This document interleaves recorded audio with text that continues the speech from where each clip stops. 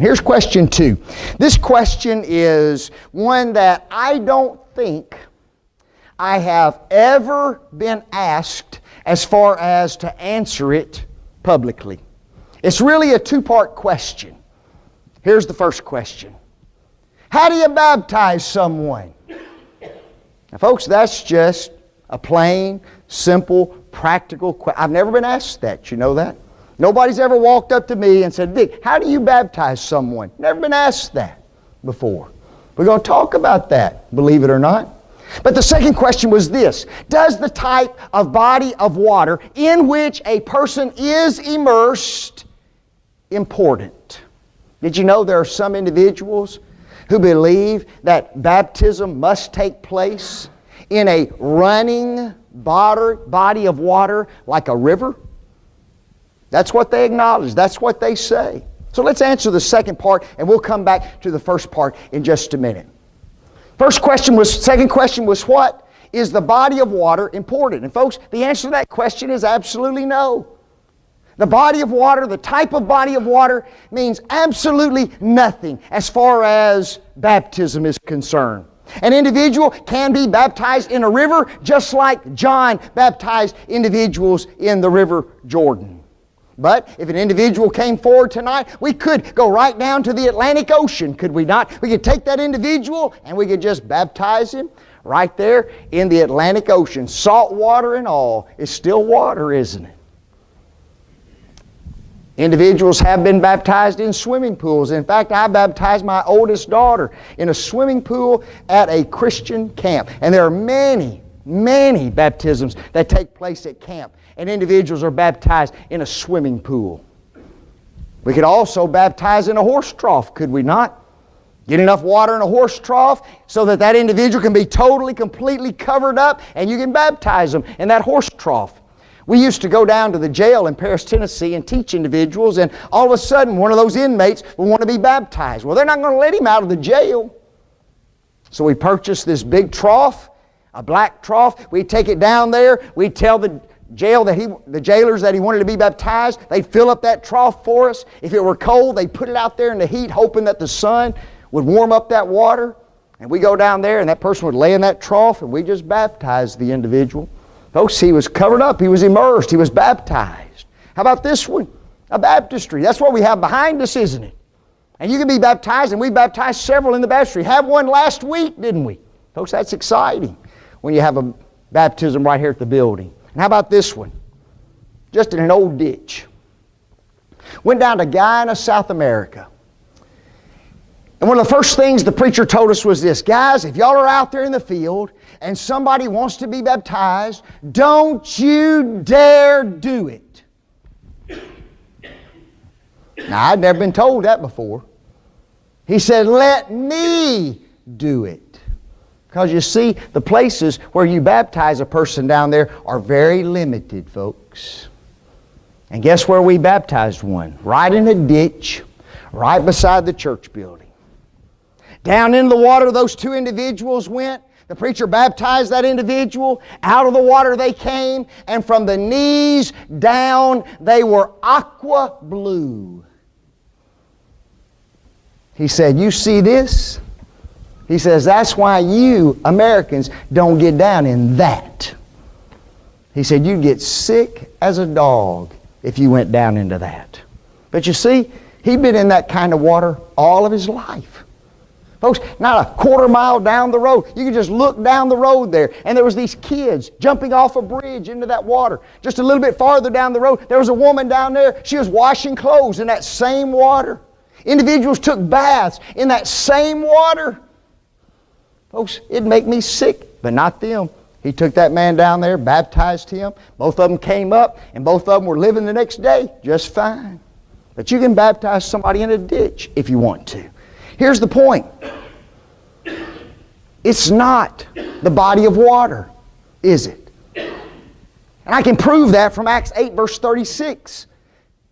Philip was teaching this man who was referred to as an Ethiopian eunuch. And as they went on their way, they came into a what? Certain water. And the eunuch said, "See, here is water. What doth hinder me to be baptized?" What kind of water was it?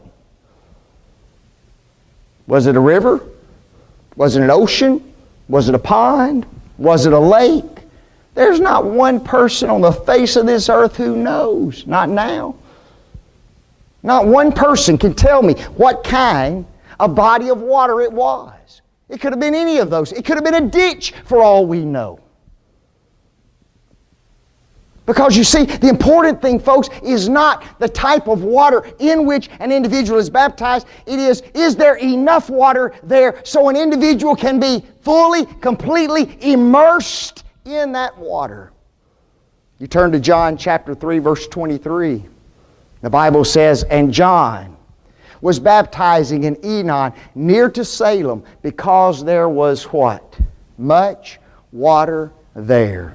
And they came and were baptized." Folks, John chose this particular spot at the Jordan River in order to baptize because there was much water there. I don't know about you, it doesn't take much water to sprinkle somebody.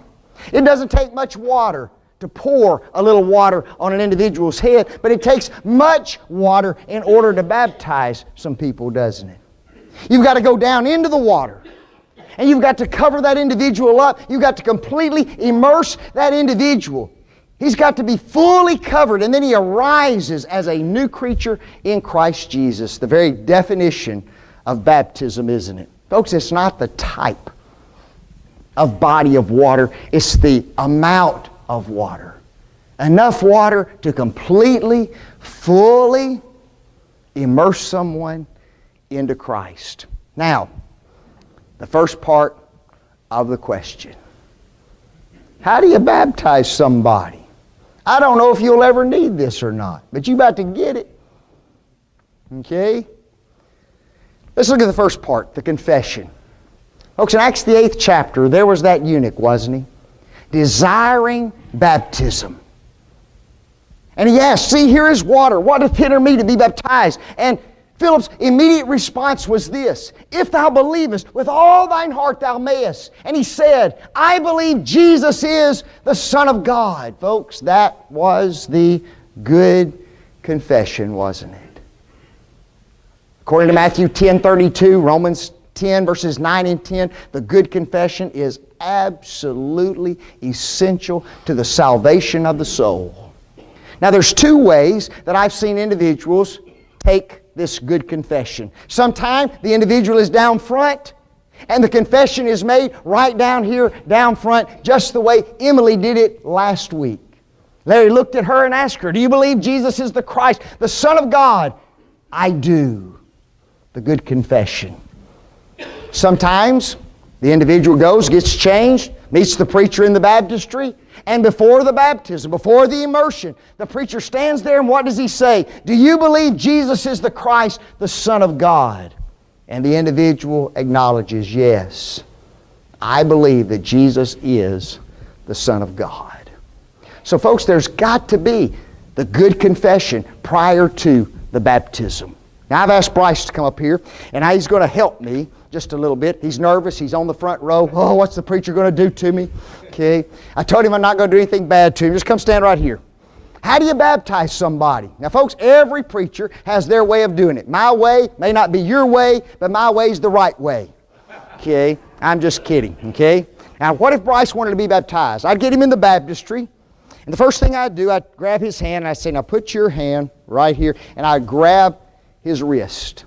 I'd tell him, "You take your hand and you grab my wrist." Okay? Now when you go back, I'll be going back, you can grab your nose. Okay? Does that make sense? With your hand. That way no water gets into your hand. Some people like to have a handkerchief right there. Some just like to have their hand. Okay? I just let them have their hand. All right? I'm going to have his back so that I can baptize him. Next thing I tell him, now I do all this before I even make the confession. Okay? Because once we start the process, I don't want anything involved in it. I say, "Now the next thing I want you to do, when I lean you back, I want you to take one step back." Okay? Just a small step. All right? Got it? So he makes the good confession, I'm about to baptize him. I go up, he takes a small step back, and guess what I have to do? I've got to cover him totally, completely up, don't I? So I've also told him this before I baptize him. Now when I get you under there, I'm going to hold you down for about an hour. No, I don't tell him that. I tell him I'm going to hold you down for a couple of seconds to make certain that you're totally, completely covered up. Sometimes there's a deacon or a man or someone standing on one side of the baptistry in order to kind of watch and make certain that you fully, completely immerse that individual into Christ. Thank you, bud. You did good. Okay? May buy him a McDonald's gift certificate for that. His mama says, oh boy. But let's go through them again. How to hold my hand. Second thing, take a step back. And then I tell them what? It's going to take me a minute or two, well, a second or two, okay? Because I'm going to make certain that I have you totally, completely covered. Folks, sometimes individuals are difficult to immerse. Did you know that? We had one of our instructors, he was talking about how they used to have to go down to the river and baptize individuals. And he said that he had this lady and she was quite big, and he went back to baptize her and she was quite buoyant. And every time he went back to baptize her, she would pop up and her stomach would be above the water. He said, we tried it once, didn't get her. Tried it the second time, didn't get her. He said, I got to get her under. So the third time was the charm. He put her back, he jumps up, and he shoves her under. Both of them lose their footing. He said they caught up with us a quarter mile down the river. But she was baptized, folks, okay? So there's a lot of things that can happen in the course of a baptism. Sometime you'll see that an elbow or an arm or something didn't quite get immersed. And guess what? You've got to take them under and make certain they're totally covered up. If I were to take a man out and bury him and his arm was sticking up out of the grave, you'd think I was crazy, wouldn't you? There he is, he's buried, that arm just sticking up there. That wouldn't get it, would you? You better cover up the arm. Folks, you cover up everything. Why? Because that's the definition of baptism. Buried with Him in baptism, wherein also ye are risen with Him through the faith of the operation of God.